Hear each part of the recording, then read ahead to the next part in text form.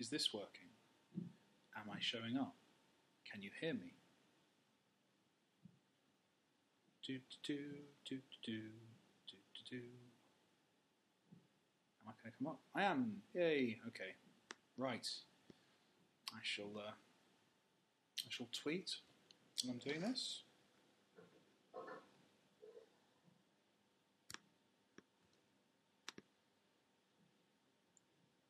Just log in. Yeah, if you want to start asking any, I'm going to do just a very quick Q&A, basically, as a way of trying to drum up some people while for Daz's thing shortly. So if you want to put any questions you have in the chat window, I will start on those very shortly. Just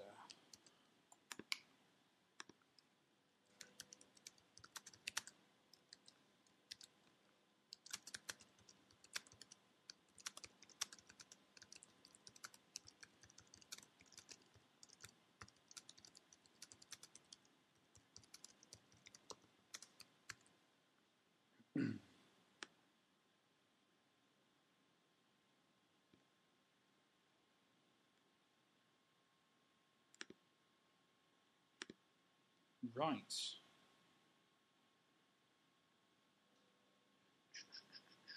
Right, I was wondering, since I heard Thomas through Total Biscuit, how actively did you actually market your game? I tried to.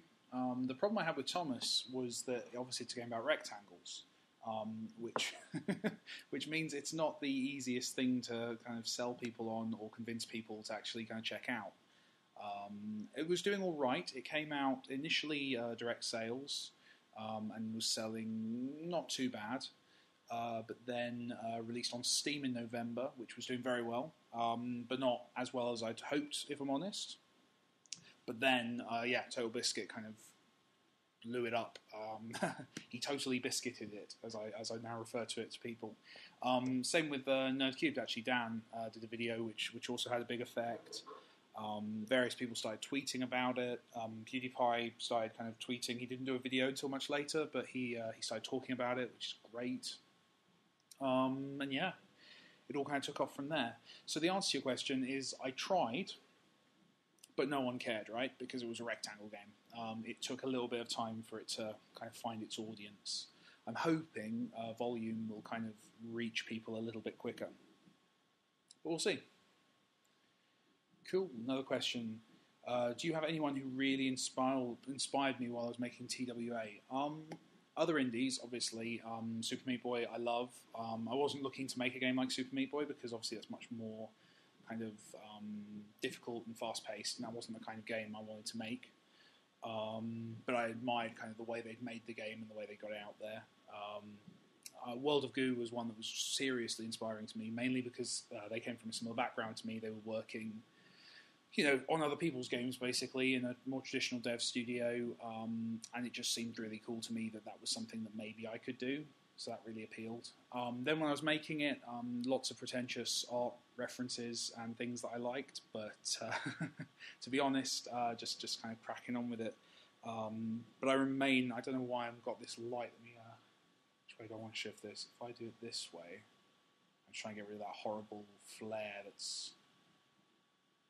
because I'm in my new studio, which has these really awesome bright lights, which makes it really sweet to work here, but perhaps not the best video environment. I'm still getting a bit of J.J. Abrams over there. But yeah, it was lots of different inspirations. I'm still very inspired by all the indies I see kind of on Twitter. That's why I retweet them quite as much as I do, because I think there's some really awesome approaches and really cool ways that talent is kind of finding its voice and coming up. And I just kind of want to help and support that. And also, it's cool and it's inspiring to me. Next one. How do you get your hair so luxurious and soft?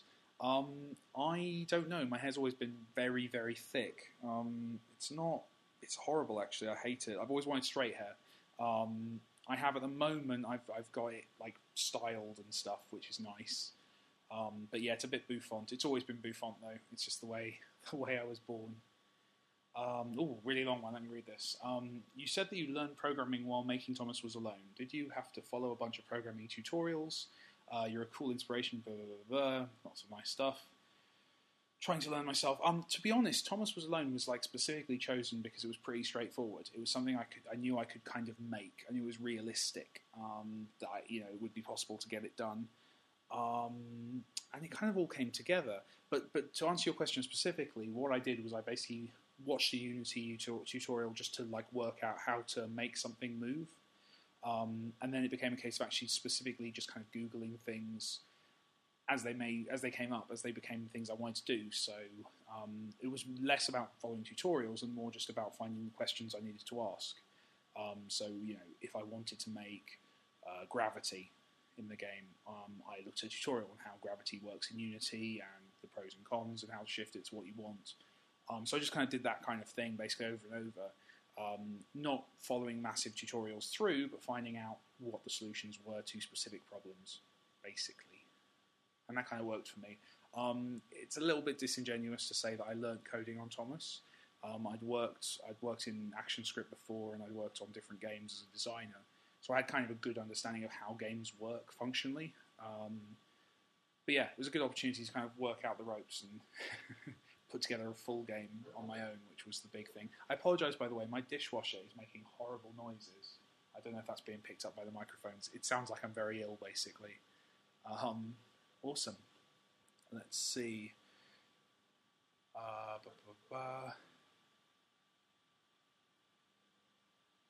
What am I doing this time around? Marketing-wise. This time around, I've done loads of stuff. I'm really lucky in that games websites actually write about me now. It's not hard for me to get coverage on the big sites, which is phenomenal. Also, I'm sure when we hit that stage, YouTubers and streamers are going to be interested in the game because they've had some success with Thomas. So that's really cool. To be fair, so far it's been pretty straightforward. It gets a lot easier, basically. I did a cool event. I was in a castle the other day. I managed to talk Nottingham into letting me do the announcement of the Robin Hood aspect of Volume's plot in Nottingham Castle. Not entirely sure how that worked out, but I just kind of was cheeky, and it worked, which was a fantastic event. And I get invited to stuff now. I got to go to the Comic Con in London, MCM, which was great. It was the first time I'd been on stage with Charlie, who's the star of the game. So it's all kind of working this time, to be honest. It's a little too easy. It feels like cheating, which again is part of the reason to kind of try and help out other indies as much as I do, just to try and spread that a little bit, because it feels too easy this time around. Twitter seems to be huge nowadays in terms of marketing network for indie game devs. Any advice for those relatively new to the platform, especially those with few contacts starting out? Really, it's just a long slog. I think, people look at my numbers now on Twitter and assume that, it just happened or it happened quite recently. And it did, but it was also, I started my Twitter account, I think, about 4 years ago. And just slowly talking to people, chatting, being a voice that people were interested in, I guess. But it was not a quick move. A quick way to get lots of Twitter followers is to be controversial. But that's a very risky move, because then you might annoy people and you become that guy, basically, who's expressing strange or offensive opinions. I didn't want to be that guy. I wanted to be a bit nicer, so it was a slower burn for me. But I think it's working. Really, it's just about being interesting. It's about being someone who doesn't just talk about your own stuff, someone who contributes to the community or says interesting things about different things. If you look at what my tweets are, I try not to talk about myself too much. I try to talk about things that I think are cool or interesting, or share information or whatever like that. And that makes me hopefully valuable to people who follow me. It makes me someone who's interesting and useful. You are essentially publishing. You're providing people with information, so you have to make sure that you're providing useful information and not just telling people whenever you've got something to sell to them. Hi there. Hello. Are you worried about breaking the fourth wall with some of YouTubers doing VO, in that players will just see them for who they are instead of characters? It's a good point. I think that's true of anyone who's an actor who's kind of known. If you cast Patrick Stewart in your game, everyone's going to be thinking about Picard or X-Men. that's just something you have to kind of deal with. For my part, I try and always cast people for their personalities and for the kinds of people they are anyway. So with Danny Wallace, with Thomas, it was very much... It really didn't matter if you were thinking about Danny Wallace, because Danny Wallace was the character. Similar thing with Charlie, in that he's already kind of very similar kind of personality-wise to Robert Loxley. So if people are thinking of him as Charlie, it's not the end of the world. Hopefully, though, the game will stand on its own kind of 2 feet. I'm not going to go ridiculous with the YouTube kind of personalities. There's a couple of people who are going to be in the game, but they're very specifically chosen because of the way they talk or the way they do things to kind of suit a specific character. It's not stunt casting. That would be an incredibly stupid thing to do. It would be just to cast, the 20 biggest YouTubers and hope for the best. That's not what we're doing. We're specifically choosing people that suit what the game is, basically. Thanks for answering. You're very welcome.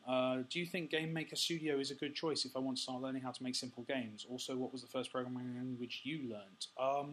So the first programming language I learned was something called QBasic, which was a basic programming language on Windows 3.1. I wasn't very good at it. That was just when I was a kid. I think I made an application that could tell you the hypotenuse of a triangle. That was basically what I did on it. I didn't do much more advanced than that. I think I made a very, very rudimentary text adventure game once. But I've been fiddling since then, so I did stuff in Visual Basic, ActionScript. Never the big ones, never the big programming languages. Programmers kind of look down their nose at the kind of languages I use, but that's fair enough. I'm a novice. To answer on Game Maker, I know lots of guys who use it, and it's awesome. Apparently they have a really good time with it, and it makes great games. Me using Unity should not be read as me hating Game Maker. It's just the one I happen to start using, and it caters to my needs.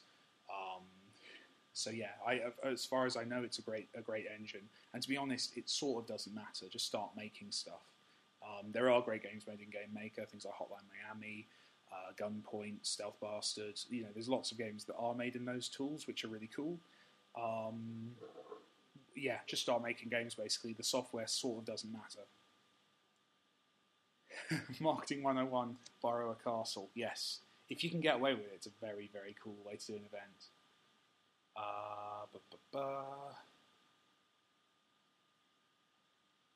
How do you get work done while staying active on Twitter? It's a noisy hose. The information from Twitter. Yes, it's, yeah. I don't some days. I see Twitter as something very useful and important to me from a marketing point of view, but also actually from just a learning point of view. I think it's useful to stay up to date on what's happening in the games kind of industry and culture. And I play a lot of games, obviously, as well to do that.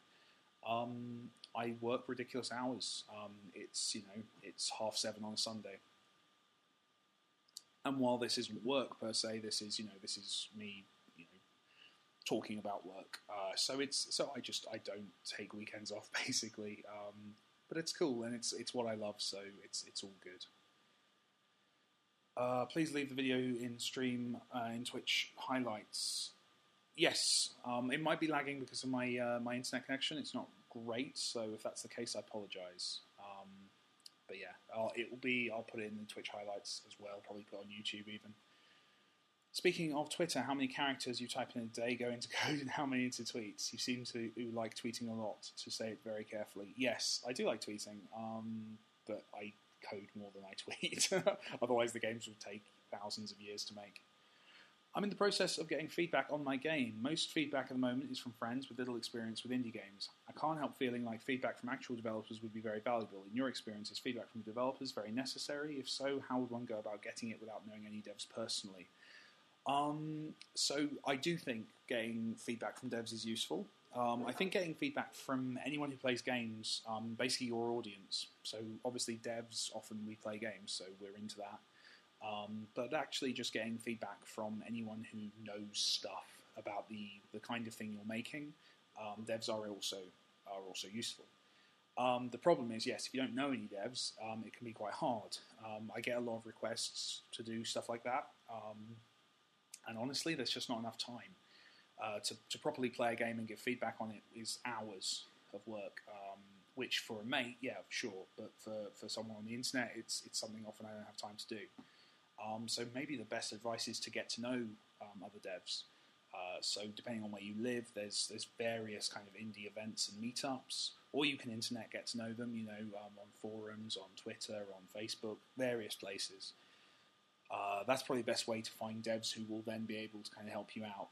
It's a hard one because obviously the more visible the dev, the more requests for help they get. I probably get about 5 emails a day saying, "Hey, can you, help me with this project, or give me any advice or anything like that."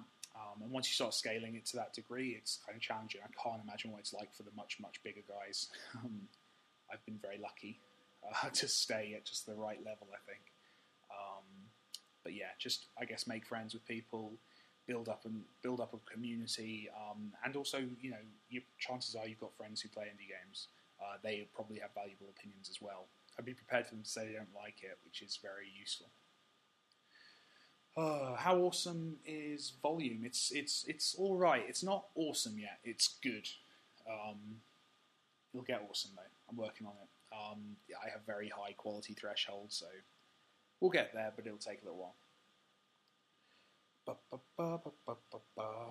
Oh man, stream is way behind. Yes, it is. Sorry about that. Was it difficult making Thomas Was Alone while having a full-time job? And any advice for working on projects outside of a full-time job? It was very hard. It's always hard to moan about these things because, frankly, who wants to hear the massively successful guy bitch about having to do some work? But yeah, it was stressful. I was weirdly, it just became an obsession for me. I missed out on a lot of kind of social events. I worked every second I had for 2 years. And if the game had turned out bad or not sold, and I wasn't in the position I am now, which is fantastic, I would not be happy with the decision probably. It's a very hard thing to advise someone to do. My suggestion would be work on it and enjoy it. And if you're not enjoying it, stop doing it because it might not. There's no guarantees basically.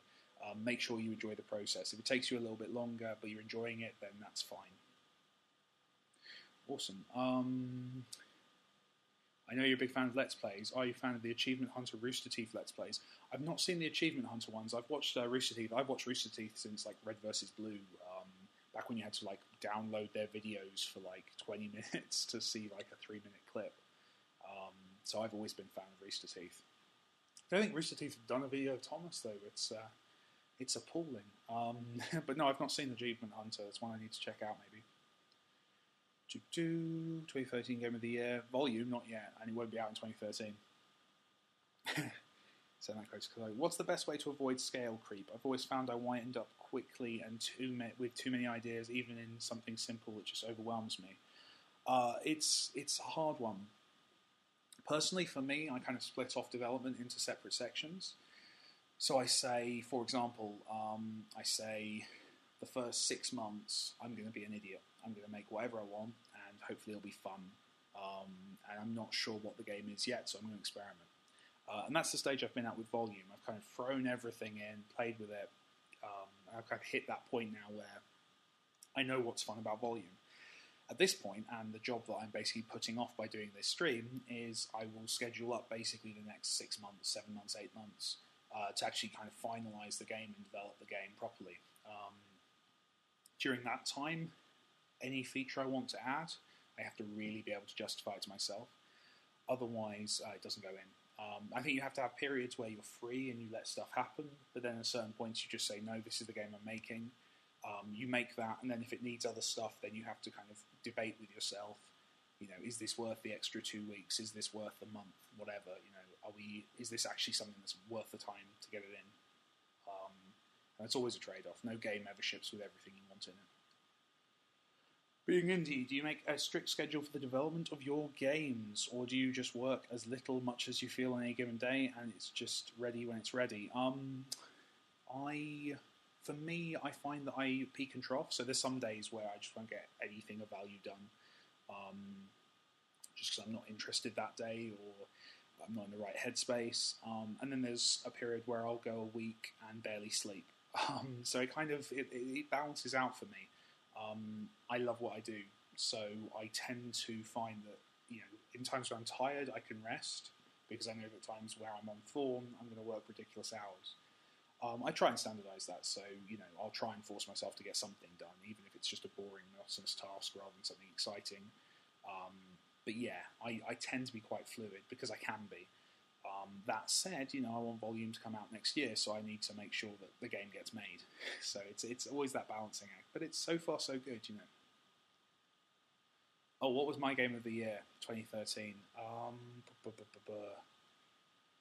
The year's not over yet. So far, what's been my game of the year so far?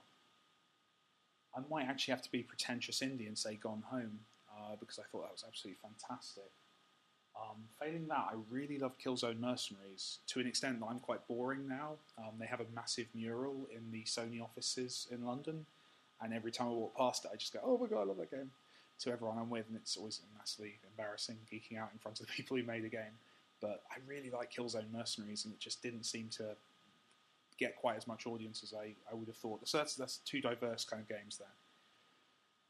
Do you think it's best to dedicate time to small or large projects when first starting out developing first few games? Small games are good because you learn a lot on them, but finishing them is very important. They're good learning experiences. Problem with a small game is you can't sell it, or it's very hard to sell it. And if you're in a position early on where money's tight, or you kind of want to try and get on the ladder of selling stuff and being seen to be someone who makes games that are worth money, which is a big challenge, to get past that whole this is a flash game kind of nonsense, then that's a toughie. That's a toughie.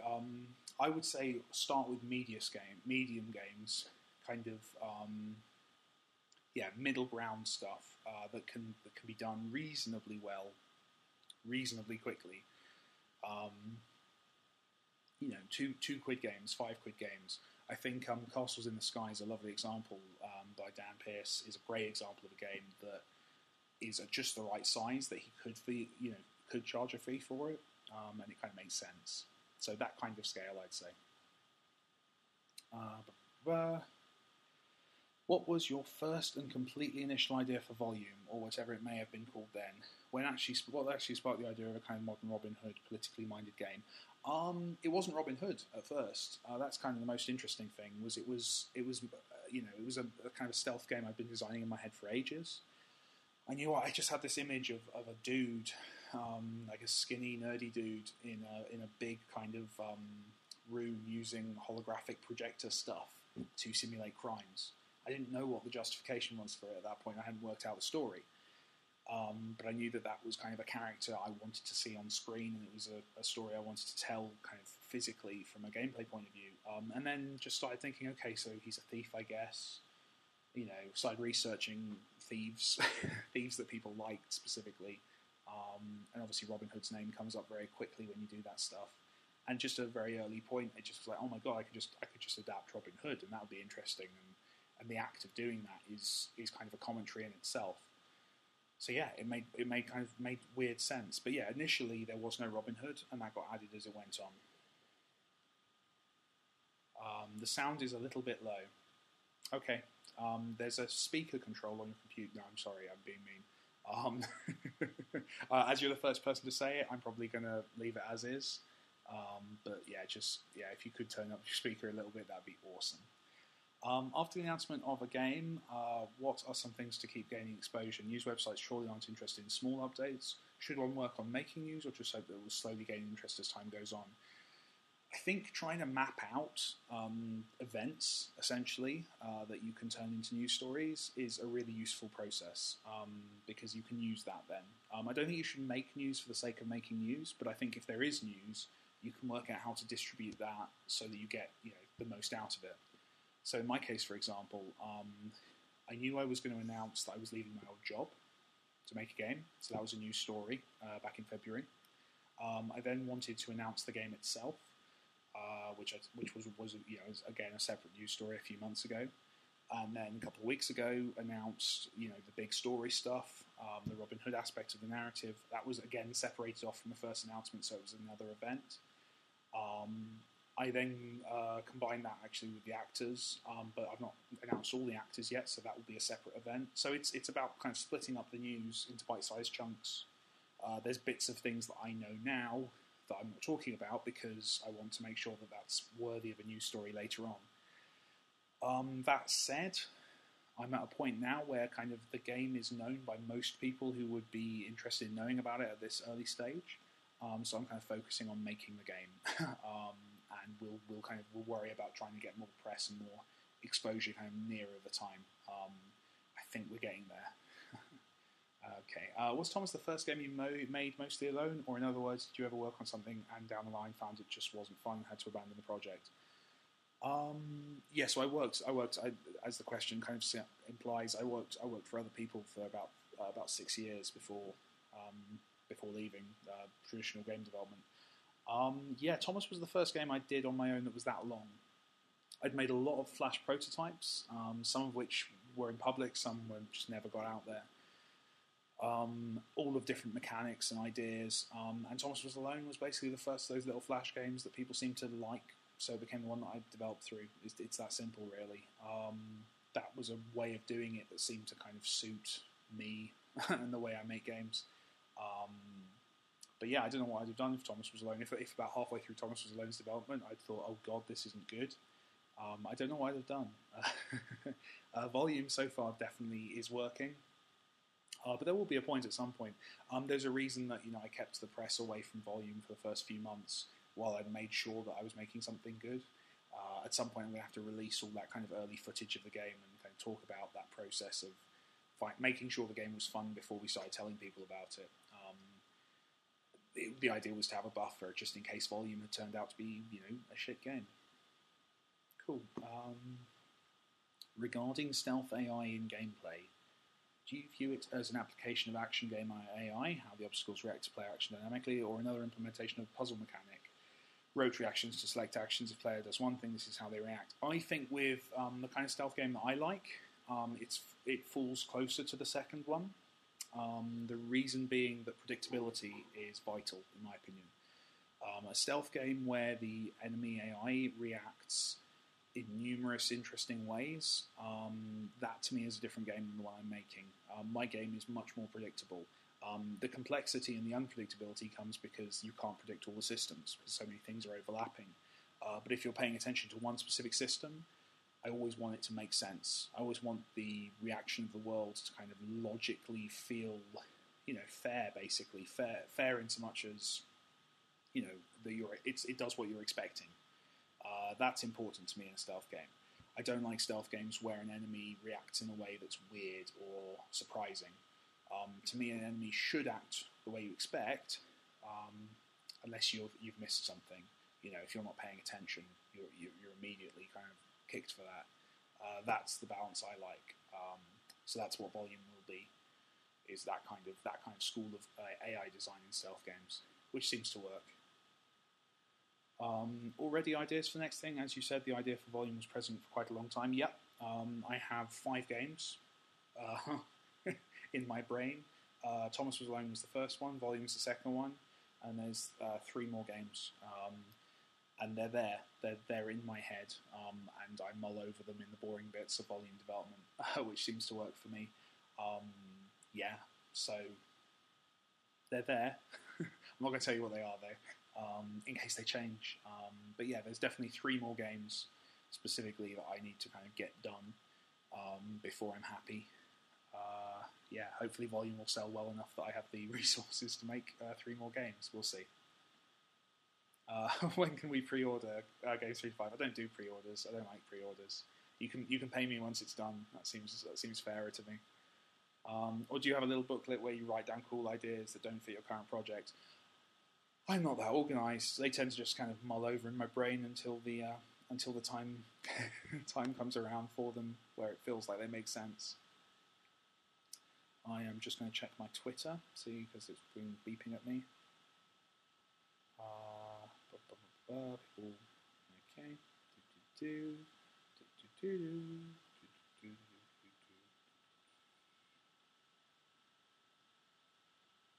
Yep. Okay. Cool. Yeah, nothing that important on Twitter. Right. Are you worried about bouncing in Steam Greenlight? Like how making it on Steam no longer gives indies a guarantee of being financially successful? I said this on Twitter the other day, and people corrected me. Apparently, it wasn't always the case that that Valve, being on Steam would make an indie kind of financially successful.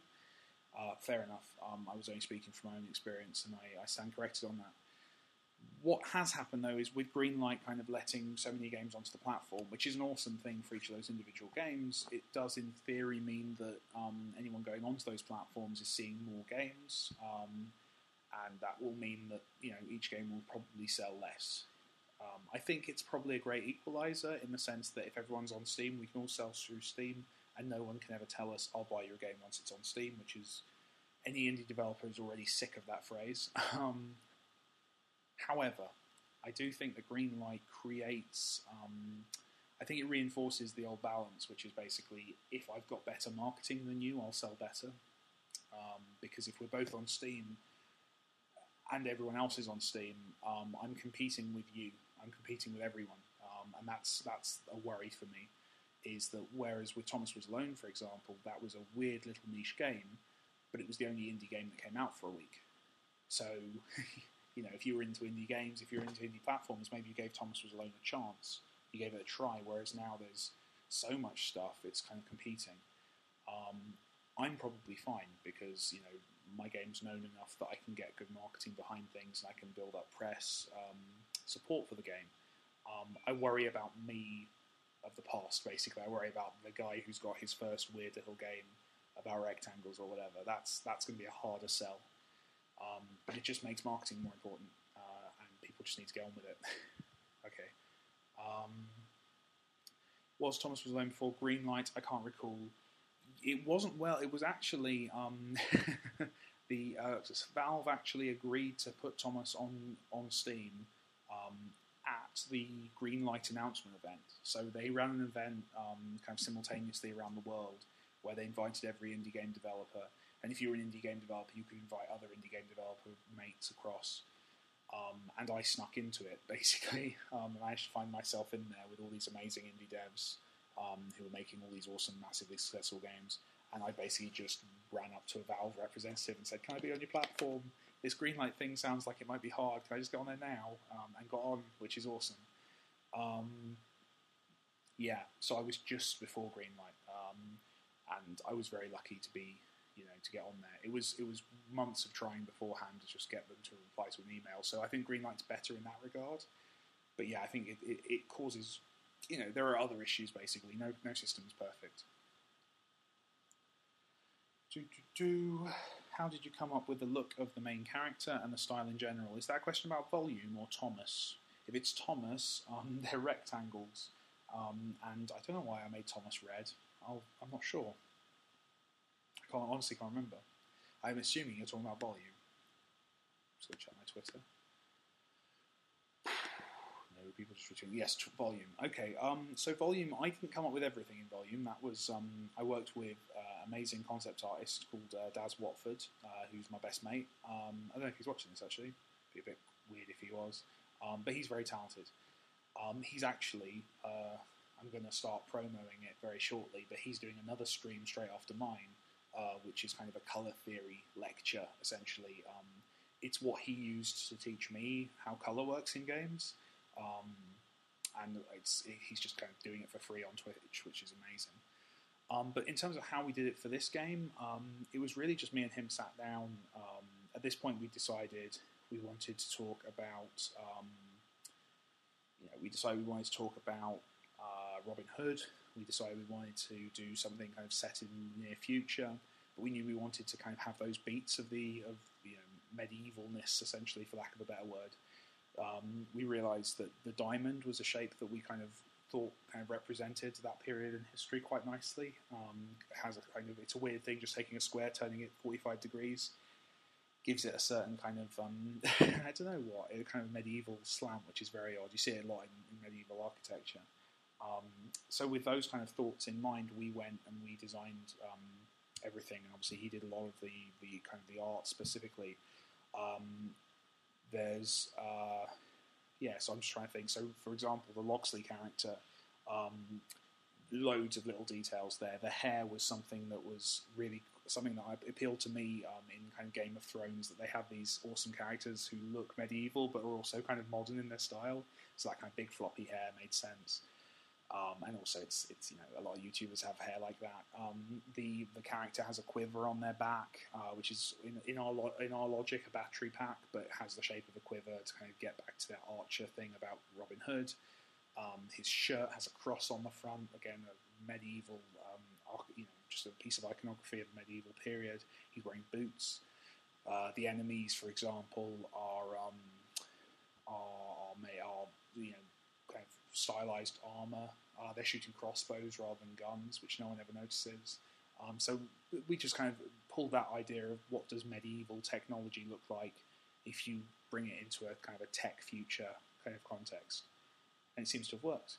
I keep saying I'm lucky. I'm sure you did a lot of hard work. I did do hard work, but I think I was also lucky. There's a lot of people who do hard work that aren't as lucky as I've been. What were the models created in 3ds Max or Maya? I believe they were all created in Maya. I'd have to check with my artist, and a bit of ZBrush for the character. But yeah, that doesn't really matter, to be honest. I think every one of those software packages could make, video game artwork, and does make video game artwork. I always let my artists use whatever they want, which seems to work for them. Software is never the main thing. It's always who's using the software. That's always much more important. Similarly to the question earlier about video game engines, it really doesn't matter what software you use. So tilt your head a bit, and Thomas Was Alone is a medieval platformer. And how did you get your first game-related job, presuming it was Blitz? Yes, it was Blitz. I got my job at Blitz. I had a mate who worked there as a junior animator, and I just done a degree in games design. And my final year project was a pretentious platformer, surprise, surprise. And he put it on their internal forums, and their kind of entire dev team, at which point I think it was about 200 people, just laid into it, just criticised every aspect of the design. And he kind of sneakily copied this off their internal forum and emailed it to me. And I changed a bunch of stuff based on their feedback. And then I went to them, went for an interview workshop thing they used to do before they were closed. And I said, here's my game. Here's all the feedback I had from your development team, and here's how I fixed it based on their feedback. And I guess that just impressed them. They liked that. I was a student who went back and changed things based on feedback. And it worked pretty well for me. And just got a job there and worked there for about 3.5 years, which was really, really awesome time. It's a shame the company didn't last. But they had a good run. I think they were 23 years, which in video game time is pretty impressive. How hard was it with Unity to switch from a 2D game to a 3D game with all the extra work that's needed for that extra dimension? There's not really, to be honest. Thomas Was Alone is a 3D game, kind of from a technology point of view. It's just you see it from the side. And by the same token, Volume is a 2D game. In terms of your movement, in terms of how you interact with that game space, you just see it from above, at an angle. So it wasn't that hard, really. It kind of worked for me. And yeah, to be honest, mainly the graphical stuff, just kind of switching over to the idea of using 3D art was the biggest shift. But then I had really good artists who made that happen for me. Will you be... Oh, sorry. How come the projected level space is within some kind of office building? Is that story related? It's a warehouse. It's kind of a Victorian warehouse. And yes, that's all story related. We'll get to that later. Will you be at GDC Europe next year without sprinting to the Sony event after your talk? Didn't want to start chatting down the escalator, then you were in a hurry. Yes, to give that some context, I did a talk at GDC Europe last year, but my talk was about an hour before the Sony press conference, where they were announcing Volume's exclusivity period, basically on PlayStation 4, and then I had a seat next to Shuei Yoshida, so I kind of wanted to get there. So I did have to run really quickly after that talk and didn't get to talk to anyone, and then showed up at the press conference sweaty and horrible, which was fun. Yes, I don't know if I'll be at GDC Europe this year. I'm kind of doing less events this year just to try and focus on making the game, but we'll see. Oh dear. You mentioned once that you weren't sure about the Humble Bundle and that it's a tricky compromise to make for any dev. What made you decide that the Humble Bundle was a good move for Thomas Was Alone, and do you think it would be a good move for any indie game at the appropriate time in its lifetime? Of course. I can't remember the comment you're referring to. I've always been a fan of Humble Bundle as a player, because you get loads of games for a really low price, which is awesome. And it always made business sense. I think what I was probably referring to was just timing, in that you don't want to go in the Humble Bundle too early, because it's it can make people think that your game's worth less, or it can you can have someone who was willing to pay you £5 that ends up paying you 20p. We all have to pay our rent. So it was for me. It was just a timing thing. It was roughly a year after the game's initial release, and it felt like time really to just kind of bring it out and see how it did. And I've been really happy with the Humble Bundle, and it's bought me a couple more years development time, so I'm very happy. Computer simulated stuff within an old historical setting reminds me of Assassin's Creed. Is that an inspiration? It is. I like Assassin's Creed. I liked it so much I cast one of their voice actors. I like Assassin's Creed. I think it's a good game. It's a good series. I haven't played the new one yet. I'm waiting for the PS4 version. I think it's definitely an inspiration tonally. Stealth-wise, I'm not massive fan of how they handle stealth. I like the setting, but I don't enjoy the stealth aspect of it as much as I enjoy other aspects. We'll get there. Not a question, just wanted to thank you for being a huge inspiration. Thank you very much. However, I've run out of questions. It's very embarrassing. Although, it's 4 minutes to Daz's thing, so actually I'm going to call an end to the questions, which is convenient because I ran out of questions. And we'll do an introduction to Daz. So I'm going to just quickly find out what the URL for his stream is.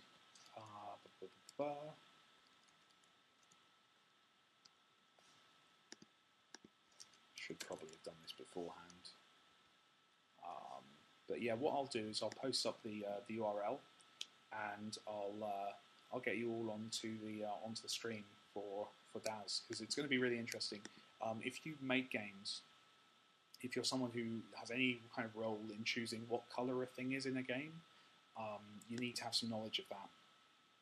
And Daz is absolutely fantastic at doing that. Basically, it's his forte. So what I'm going to do is I'm going to post the link in the chat. Although apparently I have to log in to do that. I'll post the link in the chat, which I imagine someone else has already done, and we'll then be able to get you all over onto his stream, which will hopefully be absolutely fascinating. I'm a colossal fan of his. Let me place a link any minute now. This is Twitch. You are a magical piece of software. I've lost all of your chat comments. Just post that up. So I would strongly recommend you go and check that out. He's an awesome chap, and that promises to be a really cool stream. I think it's starting in a couple of minutes, so it's time to go and grab a drink or use the bathroom. Cheers. Thanks for all your time, guys. I hope I got through. I think I got through most of the questions. It's always a pleasure, and keep watching me on Twitter if you fancy it. I look forward to chatting to you all again at some point when I have another Friends thing to promote to you all. Cheers. Thanks, guys.